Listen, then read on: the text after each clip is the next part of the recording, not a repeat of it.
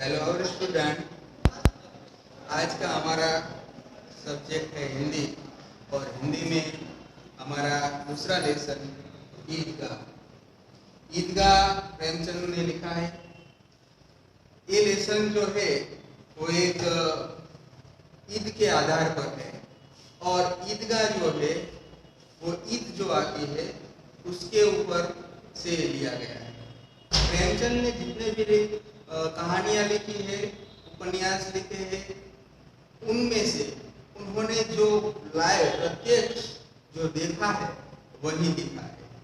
तो ये जो ईदगाह है वो एक ईदगाह उसी के आधार पर ही है। उसके बारे में हम जानेंगे।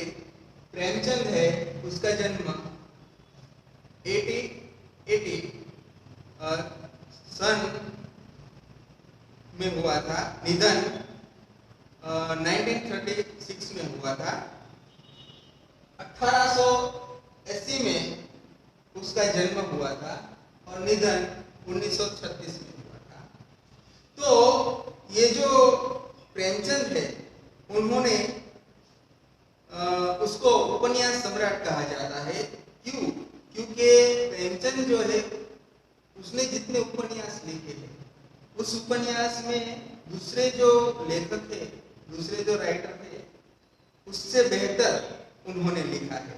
और जो सचोट यानी कि जो प्रत्यक्ष सत्य है उसके आधार पर उन्होंने लिखा है। इसकी वजह से उसको उपन्यास सम्राट भी कहा जाता है। दूसरी बात, उसके उपन्यास में कुछ खास बात होती है, इसीलिए उसको उपन्यास सम्राट भी कहा जाता है। तो उसके बारे में हम जानते हैं। उपन्यास सम्राट प्रेमचंद का जन्म वाराणसी उत्तर प्रदेश के पास लम्ही नामक गांव में हुआ था। उनका बचपन का नाम धनपत राय था। आरंभ में वे नवाब राय उपनाम से उर्दू में लिखते थे। प्रेमचंद है, उसका बचपन का नाम धनपत राय था। धनपत राय,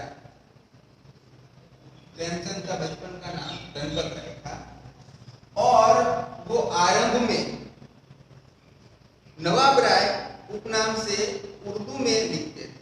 तो जब वो लिखते थे तब वो नवाब राय नाम से उसको बुलाया जाता था। तो प्रेमचंद के दो नाम थे।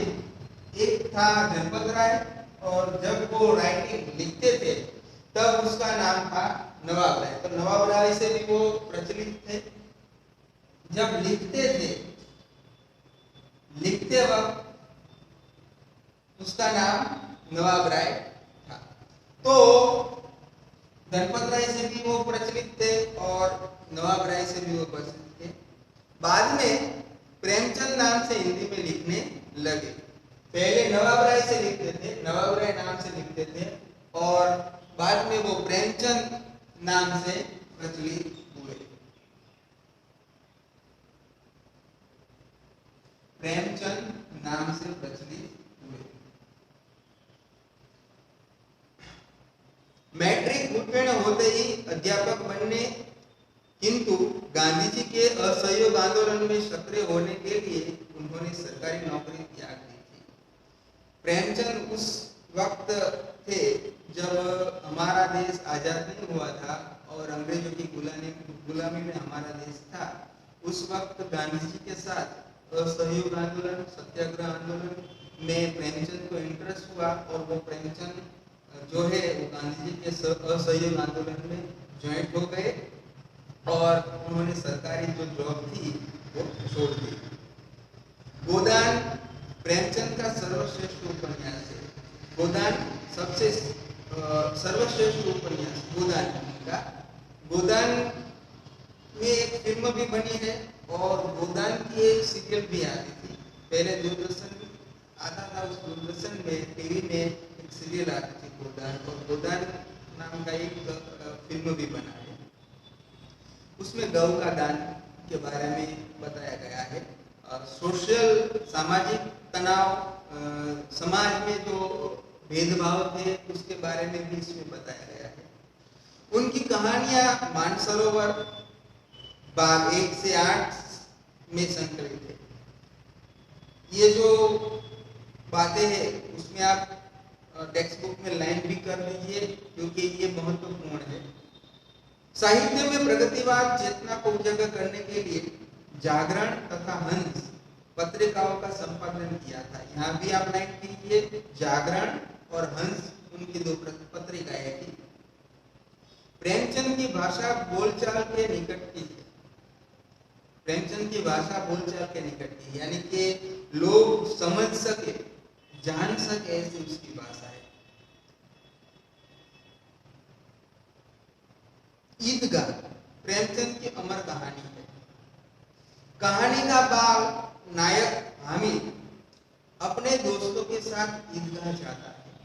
जब अन्य बच्चे खिलौने और मिठाई खरीदते हैं, हामिद अपनी बाल सहज इच्छाओं का दमन करके अपनी दादी अमीना के लिए चिमटा खरीदता है। इसमें दादी के प्रति प्रेम तथा उपयोगी चीज खरीदने की विवेकपूर्ण बुद्धिमत्ता प्रकट होती है।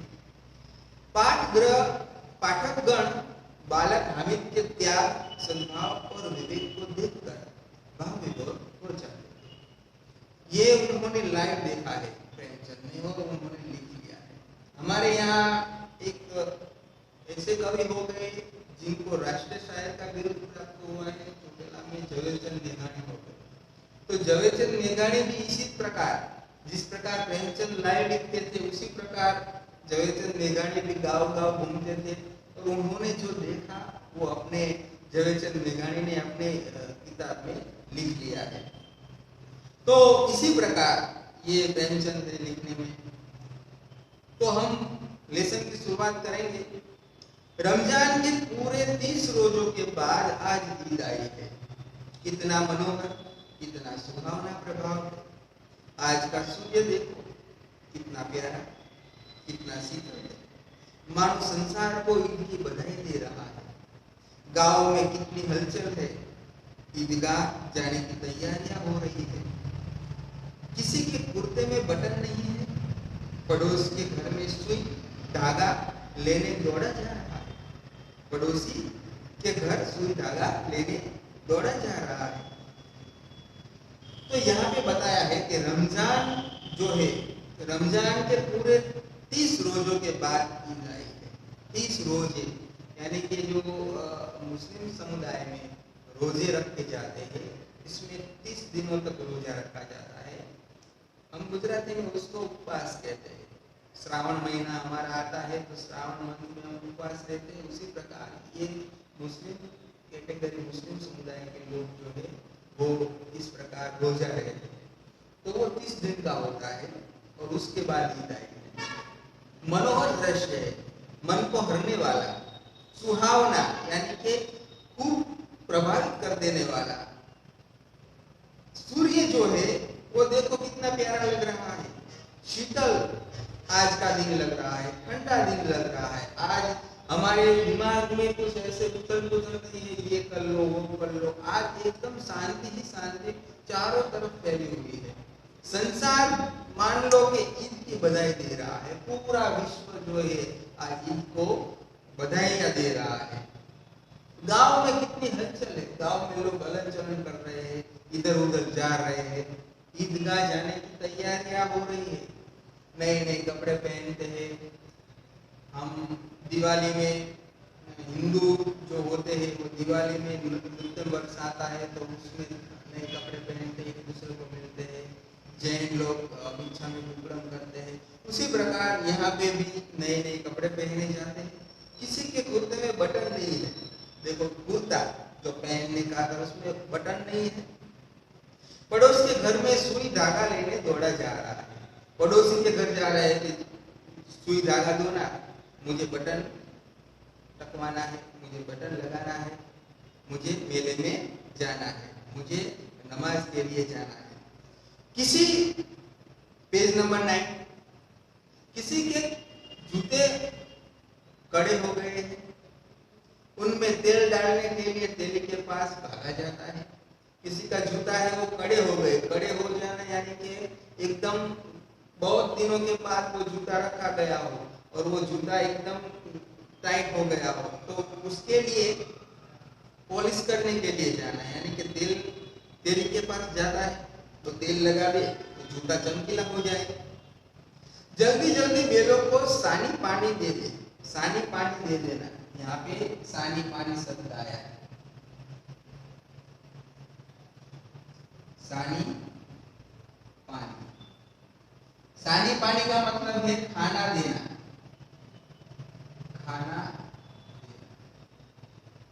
तो बेलों को सानी पानी दे दो, खाना पीना दे दो। ईदगाह से लौटते लौटते दोपहर हो जाएगी। ईदगाह है, उस ईदगाह को लौटते लौटते यानी कि ईद का नमाज पढ़ने के बाद मेले में जाना, मेले में जाकर वापस आते आते दोपहर यानी कि 12-1 बज जाएंगे। 30 कोस का पैदल रास्ता, 30 कोस का पैदल रास्ता। यहाँ पे 30 कोस शब्द बताया गया है, 30 कोस का पैदल रास्ता है। तो किलोमीटर जो ये जो 30 किलोमीटर का रास्ता है वो पैदल है। पहले के जमाने में लोग ऐसे ही चलकर जा रहे थे। आज ये वाहन व्यवहार चल रहा है तो जल्दी हम पहुंच जाते हैं वहां पे। 30 कोस का पैदल रास्ता है। फिर सैकड़ों आदमियों से मिलना बैठना। बहुत सारे लोग एक दूसरे को नमाज अदा करके कहते हैं कि सबको गले लगाते हैं, ईद की बधाइयाँ देते। तो बहुत सारे लोग होते हैं, उसको मिलना होता है। दोपहर के पहले लौटना असंभव है। दोपहर के पहले यानी कि 1-2 बजे से पहले लौटना असंभव है, इम्पॉसिबल है। लड़के सबसे ज्यादा प्रसन्न है, क्योंकि लड़के प्रसन्न ही होते ना, क्योंकि खिलौना लेना है, बाहर खाने पीने की चीजें होती है तो बहुत मजा आता है।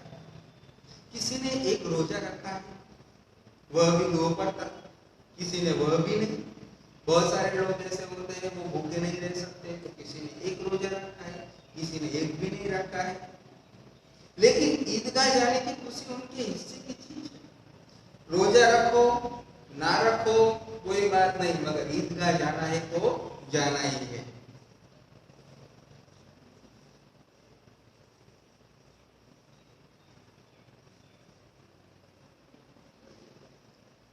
रोजे बड़े बूढ़ों के लिए हो गए, इनके लिए तो ईद है। रोजे बड़े बूढ़ों के लिए हो गए, बच्चों के लिए तो ईद है। क्योंकि बड़े और बूढ़े जो लोग हैं उसके लिए तो क्या होगा, जो उसके गॉड है, भगवान है, भगवान के पास जाएंगे, गॉड के पास जाएंगे, खुदा के पास जाएंगे, नमाज अदा करेंगे। मगर बच्चों के लिए क्या होगा, तो वो चक्कर, वो बड़े बड़े मेलों में घूमना, खाना पीना और मौज करना, आनंद करना, ये सब है। हैप्पी हैप्पी रहना, ये सब बच्चों के लिए होगा। तो इसी के लिए तो कहते हैं कि रोजे बड़े बूढ़ों के लिए मगर इनके लिए तो ईद है, बच्चों के लिए तो ईद है। रोज ईद का नाम रटते हैं, रोज ईद का नाम रटते थे। आज वो आ गई, कब ईद आएगी, कब ईद आएगी, आज आ गई। अब जल्दी पड़ी है कि लोग ईदगाह क्यों नहीं चलते। उनकी अपनी जेबों में तो कुबेर का धन भरा हुआ है। कहते हैं कि कब ईद आएगी, कब ईद आएगी। अब ईद आई है तो लोग जल्दी क्यों नहीं चलते, और चलने वाले तो चल दिए। क्यों? क्योंकि उसके जेब में तो कुबेर का धन भरा है। कुबेर का धन भरा है इसका मतलब होता है पैसा। कुबेर जो है वो धन के देव है, इसलिए कुबेर को धन का देव माना जाता है। तो कहते हैं कि उसके पास तो कुबेर का धन भरा हुआ है। बार बार जेब में से अपना खजाना निकाल कर गिनते हैं और खुश होकर फिर रख देते हैं। बहुत सारे ऐसे लोग होते हैं जिसे हम कंजूस मारवाड़ी भी कहते हैं। तो कहते हैं कि पैसे निकालते हैं, फिर वो गिनते हैं कितने रहे पैसे, कितने रहे, नहीं ये तो मुझे नहीं खरीदना है, पैसे कम हो जाएंगे, ये मुझे नहीं खाना है, पैसे कम हो जाएंगे। ऐसा सोचते सोचते वो पैसे निकालते हैं, फिर रख देते हैं। महमूद गिनता है, महमूद नाम का एक लड़का है, वो पैसे गिनता है। 1, 2, 10, 12, उसके पास 12 पैसे है। कितने पैसे है? 12 पैसे है। 12 पैसे। देखो इसमें 12 पैसा 16, यहाँ पे 12 पैसे है, तो यहाँ पे बताया है कि 12 पैसे 25 पैसे हमारे पास पैसे आते हैं, 50 पैसे,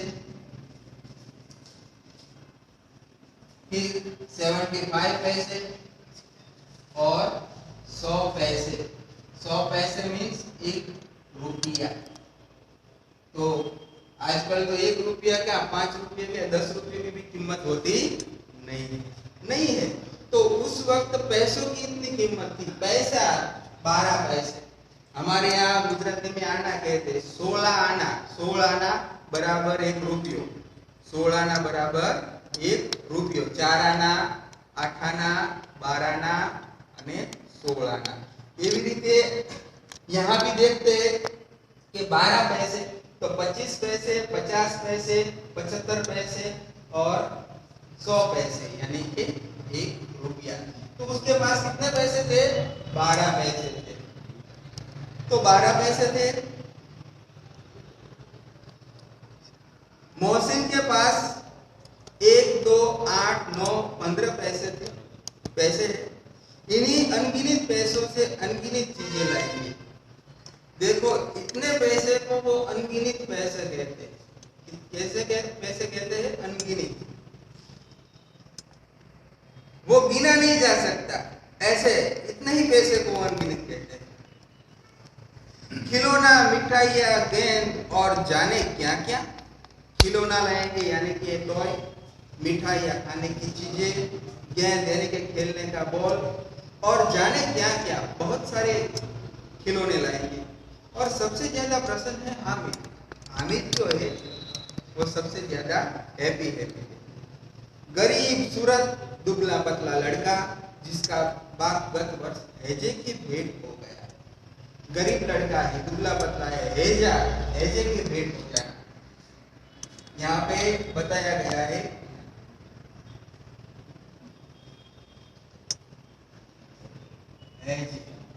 एक ऐसी प्रकार की बीमारी है जो गुजराती में कहे છે તાવ, बुखार। हैजा एक प्रकार का गुजराती में ताव અને उसको कहते हैं बुखार। जो बुखार आने के बाद उसके पिता का निधन हो गया था। हामिद के पाँव जूते नहीं है, वो एक गरीब लड़का है, उसके पाँव पैर में जूते नहीं है। सिर पर एक पुरानी टोपी है जिसका गोटा काला पड़ गया है। फिर भी वह प्रसन्न है। अभागी अमीना अपनी कोठरी में बैठी रो रही है। आज ईद का दिन और उसके घर में दाना नहीं। इस अंधकार और निराशा में वह डूबी जा रही है। किसी ने बुलाया था इस निगोड़ी ईद को। हामिद की अम्मा, हामिद की जो अम्मा है वो कहती है अमीना, अमीना उसका नाम है। वो अंदर ही अंदर कोस रही है क्योंकि वो गरीब है और वो सोच रही है कि हामिद मेले में जाएगा तो बहुत सारे खिलौने देखेगा, खाना पीना देखेगा, तो पैसे तो नहीं है इतने सारे, और वो जाएगा तो क्या वो देखता रह जाएगा? दूसरे बच्चे खाएंगे, खेलेंगे, वो बड़े बड़े चक्रोल में बैठेंगे, सब कुछ देखेंगे, तो क्या वो हामिद जैसे देखता रहेगा? तो वो ईद को कोसती है, ताना देती है, गाली देती है, ये निगोड़ी ईद क्यों आई? अमीना का दिल कचोट रहा है, बहुत दुख रहा है। गांव में बच्चे अपने अपने बाप के साथ जा रहे हैं। हामिद का बाप अमीना के सिवाय और कौन? उसका बाप जो है हामिद का बाप, वो हैजे की बीमारी में मर गया है। उसके मदर और फादर जो भी कहो वो अमीना है। उसे कैसे अकेला जाने दें? उस भीड़ भाड़ में बच्चा कहीं खो गया तो क्या होगा? नहीं, अमीना उसे क्यों न जाने देगी? नन्ही सी जान, नन्ही सी जान 30 कोस चलेगा कैसे? पैरों में छाले पड़ जाएंगे, जूते भी तो नहीं है। कुल 2 आने पैसे बच रहे हैं। 3 पैसे हामिद की जेब में, 5 अमीना के बटुए में, यही तो बिसात है। और ईद का त्योहार, अल्लाह ही बेड़ा पार लगाए। यहाँ पे बताया है कि कुल दो आने में पहले भी बताया था आना, ये हम कैसे हम बोलते हैं आना, तो 4 आना, 8 आना, 12 आना और 16 आना, तो 1 रुपया होता है, 1 रुपया होता है। तो यहाँ पे बताया है, क्या बताया गया है कि कुल 2 आने पैसे बच रहे हैं। 3 पैसे, देखो 3 पैसे हामिद की जेब में, 3 पैसे कौन ले जाता है? हामिद।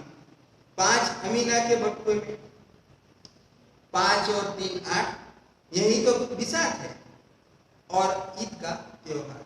ये तो बड़ी कंफ्यूजन है कि एक तरफ ईद का त्योहार है और दूसरी तरफ पैसे कम हो रहे हैं। अल्लाह ही बेड़ा पार लगाए, यानी कि अब अल्लाह ही बचाए।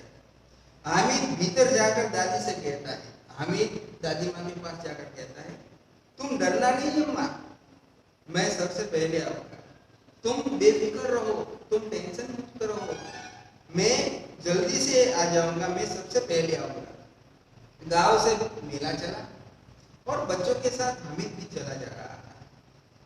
कभी दौड़कर आगे निकल जाता, फिर किसी पेड़ के नीचे खड़े होकर साथ वालों का इंतजार करता। हामिद के पैरों में तो जैसे पर लग गए थे, वह कभी थक सकता था। कोई पेड़ के पास रुक जाते, थकान वहां पे निकालते, मगर जो हामिद है वो तो चला ही जा रहा था। क्यों? जैसे पैरों में वो पंख लग गए हो, ऐसे पर लग गए हो, यानी कि पंख लग गए हो, वो तो उड़ता चला जा रहा हो, ऐसे चला जा रहा था। बड़ी बड़ी इमारतें आने लगी। देखो अब शहर आ गया गांव से, यह अदालत है, वो उंगली दिखा कहता है ये अदालत है, ये कॉलेज है, ये कलाघर है। आगे चले हलवाइयों की दुकानें शुरू हुई, हलवाइयों की दुकानें आ गई, खाने पीने की मिठाई चीजों की दुकानें आज खूब सजी हुई थी, क्योंकि आज इतनी मिठाइयाँ कौन खाता है। देखो ना, एक एक दुकान पर मनोहोगी यानी मनोहोगी, यहाँ पे मनोवर्ग है, मनो यानी कि मानव, व्यक्ति, मैं, एक एक दुकान पर जाने लोग हो गए। सहसा ईदगाह नजर आई। इमली के घने वृक्ष की छाया है, नीचे पक्का फर्श है। इमली का वृक्ष, उसका इमली का जो ट्री है उसके नीचे घनी छाया है, नीचे पक्का फर्श, यानी कि वो बहुत अच्छा बैठने के लिए है। उस पर जाजिम बिछी हुई है, जाजिम यानी कि एक प्रकार की चादर जो है वो बिछाई हुई है। रोजेदारों की पंक्तियां एक के पीछे एक न जाने कहां तक चली गई है। रोजे जो रखते हैं, वो नमाज पढ़ते हैं, तो वो जाजम चादर बिछाई जाती है, उसके ऊपर वो बैठते हैं और फिर नमाज पढ़ते हैं। बहुत ज्यादा लाइन हो रही है। यहाँ कोई धन और पद नहीं देखता। इन ग्रामीणों ने भी वजू किया और पिछली पंक्ति में खड़े हो गए। देखो यहाँ कोई धन और पद नहीं देखता कि ये पैसे वाला है वो आगे बैठेगा, अमीर है वो आगे बैठेगा, गरीब आगे नहीं बैठेगा, ये नहीं है। वो जैसे यहाँ नमाज अदा करने के लिए आता है, नमाज पढ़ने के लिए आता है, खुदा के वहाँ कोई पैसे वाला नहीं होता, कोई गरीब भी नहीं होता और कुछ वहाँ भेदभाव नहीं होता। तो कहते कि यहाँ कोई धन और पद नहीं दिखता। इन ग्रामीणों ने भी वजू किया और पिछली पंक्ति में खड़े हो गए। वो भी कहते हैं कि पंक्ति यानी कि लाइन में गांव के लोग भी वजू तो खुदा को याद करके कहते हैं कि पंक्ति में खड़े हो गए।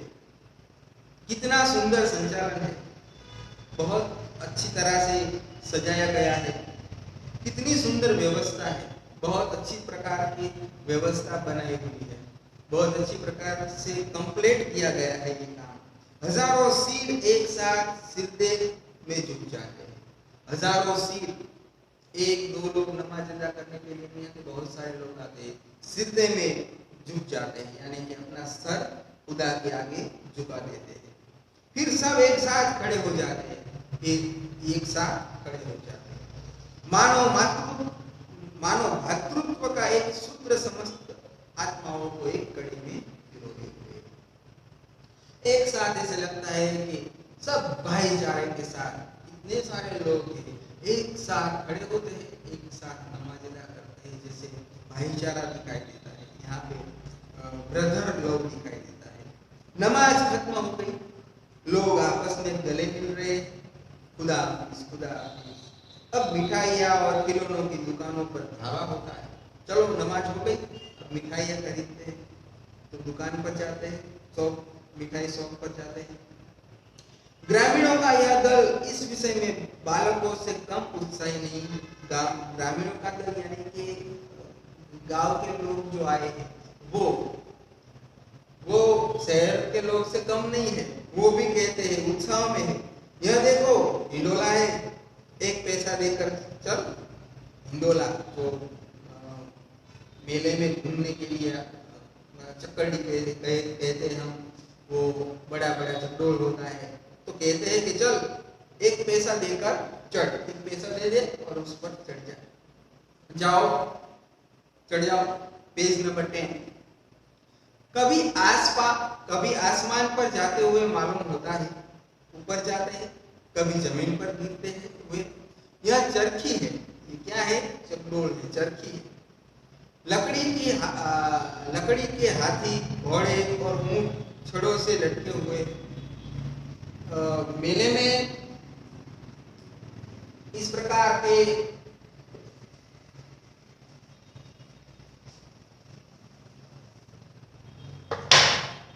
ऐसे गोल होते हैं, ऐसे ऐसे ऐसे। तो यहाँ पे हाथी, घोड़े, मैंने यहाँ पे राउंड बनाया है, आप समझ लेना। हाथी, घोड़े ये सब इसमें होते हैं।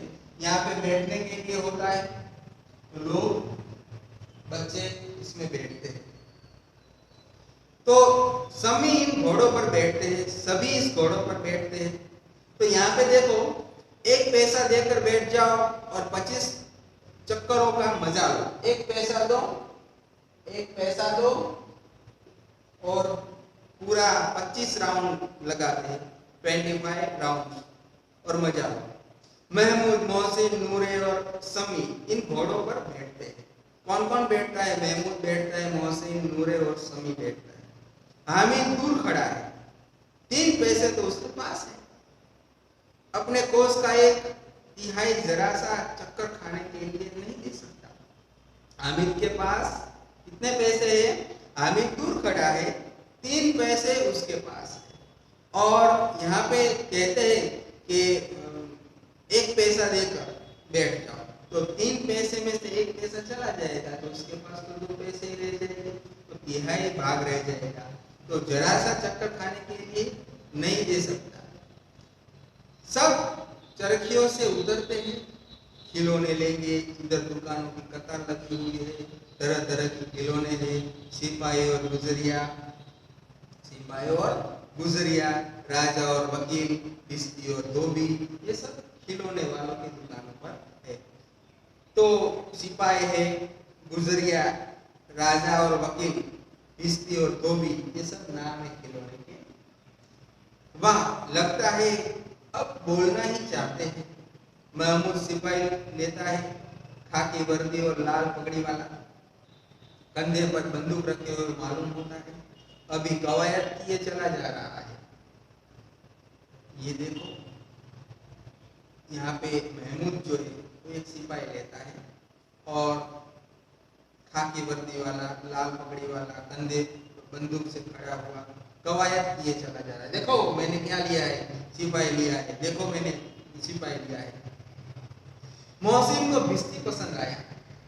मोहसिन को भिश्ती पसंद है। भिश्ती यानी कि वो पोट होता है, वो पोट लेकर पानी डालता है ऐसा। कमर झुकी हुई, ऊपर मशक रखे हुए है पानी, मशक का मुंह एक हाथ में पकड़े हुए, कितना प्रसन्न है, शायद कोई गीत गा रहा है। बस मशक से पानी उड़ना ही चाहता है। 20 पानी भरने वाला हाथ में मसल के पानी की पॉट है वो भरकर, जैसे पानी गिरने ही वाला है, ऐसा बहुत अच्छा खिलौना है। नूरे को वकील से प्रेम है, काला चौका, नीचे सफेद अचकल, अचकन के सामने की जेब में घड़ी, सुनहरी जंजीर, एक हाथ में कानून का पोथा लिए हुए मालूम होता है। नूरे जो है उसको वकील से प्रेम है, उसको वकील पसंद है, इसीलिए वो काला चौका, काला शर्ट, नीचे सफेद अचकन यानी कि उसके अंदर जो पहना हुआ कोट है वो, और सामने की जेब में घड़ी, और घड़ी सुनहरी जंजीर, एक हाथ में कानून का पोथा लिए हुए, कानून का वकील जो होते हैं वकील का पूरा पोशाक इस प्रकार का होता है। अभी किसी अदालत से जिरह या बहस किए चले जा रहे हैं, जैसे कोई अदालत में कोई किसी के साथ वकीलात करता है, ऐसा महसूस होता है। ये सब 2-2 पैसों के खिलौने हैं। हामिद के पास कुल 3 पैसे हैं, इतने महंगे खिलौने कैसे ले? खिलौना कहीं हाथ से छूट पड़े तो चूर चूर हो जाए, जरा पानी में पड़े तो सारा रंग धुल जाए, ऐसे खिलौने किस काम के? उन्हें लेकर वह क्या करेगा? हामिद ये सोचता है कि खिलौने लेकर मैं क्या करूँगा, अगर पानी में गिर जाए तो खत्म हो जाएंगे, धूल धूल हो जाएगी, गिर जाए तो टूट जाएंगे, तो ऐसे खिलौने लेकर क्या करूँगा? खिलौनों के बाद मिठाई आती है, अब आगे मिठाई आती है। किसी ने रेवड़िया ली, किसी ने गुलाब जामुन, किसी ने सोहन हलवा, मजे से खा रहे हैं। हामिद बिरादरी से पृथक है, यानी कि वो सबसे अलग है, अलग खड़ा है। अभागे के पास 3 पैसे हैं, क्यों नहीं कुछ लेकर खाता? ललचाई आंखों से सबकी ओर देखता है। तो हामिद जो है वो अंदर से कुछ ऐसे महसूस करता है, वो दर्द महसूस करता है, मगर फिर भी अपने आप में वो खुश रहने का प्रयत्न करता है, ट्राई करता है, और कहता है कि तेरे पास इतने पैसे हैं, खुद को खुद कहता है कि तो क्यों ना तू खड़ा है और ललचा रहा है, सबकी ओर देखता है, तू भी ले ले। मिठाइयों के बाद कुछ दुकानें लोहे की चीजों की। अब पहले क्या आया? मेला आया, मेले में सब खिलौने आए, खिलौने के बाद अब आती है मिठाइयों की दुकानें, मिठाई की दुकान आती है, और मिठाइयों की दुकान के बाद अब आते हैं लोहे की चीजों की दुकानें। तो कुछ गिलट और कुछ नकली गहनों की, कुछ गिलट यानी कि हम बगसरा का जो कहते हैं गुजराती में बगसरा है, वहाँ का वो गहना है, वो सोना जैसा लगता है, तो कुछ गिलट यानी कि चढ़ा हुआ रंग, नकली गहनों की। लड़कों के लिए यहाँ कोई आकर्षण नहीं। देखो गहनों में सबसे ज्यादा औरतें बहनें ज्यादा इंटरेस्ट लेती है पहनने की चीजें, तो बच्चे ज्यादा इसमें इंटरेस्ट नहीं लेते, इसलिए उसके लिए कोई आकर्षित नहीं है। वे सब आगे बढ़ जाते हैं, बच्चे आगे बढ़ जाते हैं, लड़के आगे बढ़ जाते हैं। हामिद लोहे की दुकान पर रुक जाता है। कई चिमटे रखे हुए, चिमटा यानी कि चिपिया। उसे ख्याल आया दादी के पास चिमटा नहीं है। उसको वो डेली घर पर देखता था, तो उसने देखा ना कि दादी के पास चिमटा नहीं है। तवे से रोटियां उतारती है तो हाथ जल जाते हैं। तवे यानी कि गुजराती में આપણે તાવડી કહીએ છીએ, तवे यानी कि तावड़ी, गुजराती में આપણે तावड़ी कहिए છીએ। जो रोटी बनाने के लिए तवे होते हैं, उसमें से जो रोटी निकालती है इस प्रकार, तो उसके हाथ कैसे जल जाते हैं। अगर वह चिमटा ले जाकर दादी को दे तो कितनी प्रसन्न होगी, बहुत हैप्पी हो जाएगी, फिर उनकी उंगलियां कभी नहीं जलेंगी, उसके फिंगर है वो कभी नहीं जलेंगे। घर में एक काम की चीजें हो जाएगी, एक काम की चीजें हो जाएगी। खिलौने से क्या फायदा? व्यर्थ में पैसे खराब होते हैं। जरा देर ही तो खुशी होती है, थोड़ी देर की खुशी होती है, फिर खिलौना टूट जाए, फिर क्या खुशी? फिर तो खिलौनों की ओर कोई आंख उठाकर नहीं देखता। हम भी देखते हैं, खिलौने लाते हैं, थोड़े दिन खेलते हैं, फिर हम अलमारी में चढ़ा देते हैं, ऊपर चढ़ा देते हैं, फिर कोई देखता नहीं है। या फिर घर पहुंचते पहुंचते टूट जाए, बर्बाद हो जाएंगे। चिमटा कितनी काम की चीज है। रोटियां तवे से उतार लो, चूल्हे में से ले लो, चूल्हे में से ले लो। कोई आग मांगने आए तो चटपट चूल्हे से आग निकाल कर उसे दे दो। अम्मा बेचारे को कहाँ फुर्सत, अम्मा उसकी बूढ़ी अम्मा है, दादी माँ, उसको कहाँ फुर्सत है, ये सब काम में चिमटा आता है। फुर्सत यानी कि उसको क्या टाइम है कि बाजार जाए और इतने पैसे की कहाँ, पैसे ही कहाँ पैसे में ही कहाँ मिलते हैं, रोज हाथ जला लेती है। कहते हैं कि अम्मा बेचारी को कहाँ फुर्सत है कि बाजार जाए और इतने पैसे ही कहाँ मिलते हैं कि रोज रोज ऐसे मौके कहाँ मिलते हैं। ये तो चिमटा हाथ आया है तो ले लो, रोज हाथ जला लेती है, रोज अपना हाथ जला लेती है। मैं अपनी अम्मा का हाथ जलाना नहीं चाहता, इसलिए मैं चिमटा खरीदना चाहता हूँ। ये सोच कर वो चिमटा खरीदता है, कोई टॉय खरीदता नहीं। हामिद के साथी आगे बढ़ गए, सबील पर सब शरबत पी रहे हैं। सबील नाम का शॉप है, वहां पे सब शरबत पी रहे हैं। देखो सब कितने लालची हैं, इतनी मिठाइयाँ ली, मुझे किसी ने एक भी न दी। वो कहता है कि सब कितने लालची है कि मैंने ऐसे 2 आने की मिठाइयाँ ली तो कोई नहीं कहता कि ले कोई मिठाइयाँ खा, नहीं मैंने अपने पैसे से ली है तो मैं किसी से नहीं लूंगा। कितने लालची लोग हैं। उस पर कहते हैं मेरे साथ चलो, मेरा यह काम करो, मेरा वह काम करो। अब अगर किसी ने कोई काम करने को कहा तो पूछेगा खाई मिठाई, आपका मुंह सड़ेगा, कोड़े खुशियां निकलेगी, आपकी जबान आपकी जबान चटोरी हो जाएगी, तब घर से पैसे चुराएंगे और मार खाएंगे। अम्मा चिमटा देखकर मेरे हाथ से ले लेंगी और कहेंगी। देखो हामिद के साथी आगे बढ़ गए, सबील यानी कि शरबत पी रहे हैं उस शॉप पर। देखो सब कितने लालची है, मिठाइयाँ ली है, कोई मिठाइयाँ लेता नहीं है, कहता भी नहीं है कि तुम खाओ।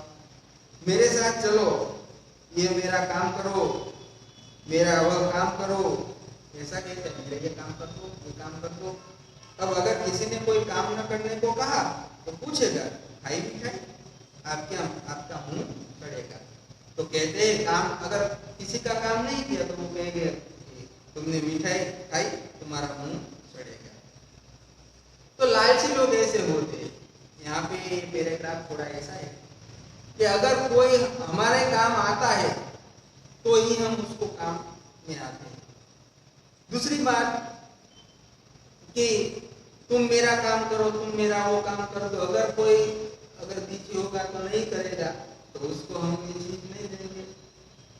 और कोई खा लेता है तो भी कहेगा कि तुमने ये खा लिया है तो तुम्हारा मुंह सड़ेगा, ऐसा हो जाएगा। तो इसी प्रकार लोग ताने भी देते हैं और कहते भी हैं।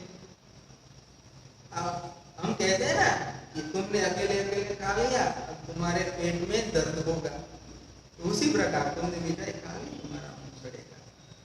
अब देखो यहाँ पे 10 नंबर के पेज पर लास्ट में लिखा है आपका मुंह सड़ेगा, फोड़े फुसियां निकलेंगी, आपकी जबान चटोरी हो जाएगी, तब घर से पैसा चुराएंगे और मार खाएंगे।